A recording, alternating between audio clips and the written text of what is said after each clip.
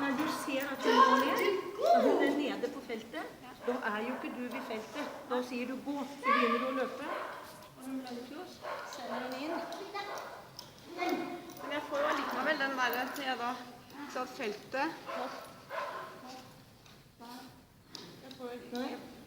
Sånn, se her på meg. Sånn, så er hun der. Så tar hun meg fra. Da kan du begynne å løpe sammen, liksom. For det som skjer nå er at du sender